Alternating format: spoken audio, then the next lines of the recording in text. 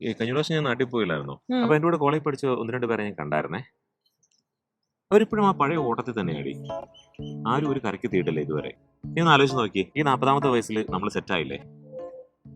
നമ്മളെപ്പോലുള്ള സാധാരണക്കാർക്ക് സ്വപ്നം പോലും കാണാൻ പറ്റാത്ത ഒരു അച്ചീവ്മെന്റ് ഇല്ലേ നമ്മൾ ഈ 40ാമത്തെ വയസ്സിൽ കൈവരിച്ചിരിക്കുന്നത്, അല്ലേ? അതെ അച്ഛാ, നമ്മളെപ്പോലെ ഭാഗ്യം ചെയ്തവർക്ക് മാത്രമേ ഇതൊക്കെ നേരത്തെ കിട്ടത്തുള്ളൂ. എന്റെ കൂടെ ജോലി ചെയ്യുന്നവരൊക്കെ ചോദിക്കാറുണ്ട്, ആ നിങ്ങൾക്ക് എങ്ങനെ ഇതൊക്കെ ഇത്രയും വേഗത്തിൽ സാധിക്കുന്നതെന്ന്. ആണോ? അവര് പറയുന്നത് എന്നാന്നറിയോ? ആ.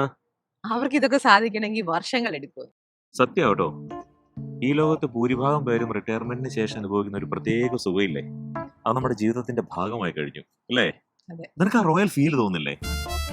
40കളിലാണേലും ഒരു 75കാരുടെ ഗമ എനിക്ക്. ആ ഗമ വേണോ ചായ? നമ്മൾ അധ്വാനിച്ചിട്ടില്ല നമ്മൾ ഈ നിലയിൽ എത്തിച്ചേർന്നേ. ചില രാത്രിയിൽ നിന്ന് ഉറക്കം പോലും വരാറില്ല. ആലോചിക്കുമ്പോ അത്ഭുതം തോന്നും. ഈ ചെറുപ്രായത്തിൽ എങ്ങനെ ഇത്രയും സമ്പാദ്യങ്ങൾ നമ്മളെ തേടി വന്നെന്ന്. ഈ നേട്ടങ്ങളൊക്കെ താങ്ങാൻ നല്ല കരുത്ത് വേണം. പക്ഷേ മുട്ടുവേദനയും നടുവേദനയും കൊണ്ടാണെങ്കിൽ അനങ്ങാൻ വേണം. അയ്യോ, ഓരോ ദിവസവും ഓരോ അവാർഡുകളല്ലേ. ഇന്നലെ വയറുവേദനയാണ്, ഇന്ന് തലവേദന, പിന്നെ മുടി കൊഴിച്ചില്, കണ്ണിലിരിട്ട്. സാധാരണക്കാർക്ക് ഇതൊക്കെ അച്ചീവ് ചെയ്യാൻ എത്ര നാൾ വേണം അല്ലേ? നീ പറഞ്ഞ സത്യം കേട്ടോ. പണ്ട് നമ്മൾ 10 കിലോമീറ്റർ നടന്നാൽ കിട്ടാത്ത അംഗീകാരം ഉണ്ടല്ലോ, ഇപ്പൊ ജസ്റ്റ് ഒന്ന് കുനിഞ്ഞു നിവർന്നാ മതി, അപ്പ കിട്ടും. അതുകൊണ്ട് നമ്മുടെ നേട്ടങ്ങളിൽ നമുക്ക് അഭിമാനിക്കാം.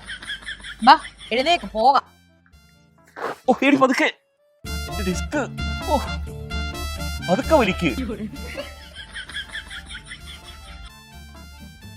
നമ്മുടെ നേട്ടങ്ങളൊക്കെ അല്പം കൂടി പോയോ എന്നൊരു ചെറിയ സംശയമുണ്ട് കേട്ടോ, അല്ലേ?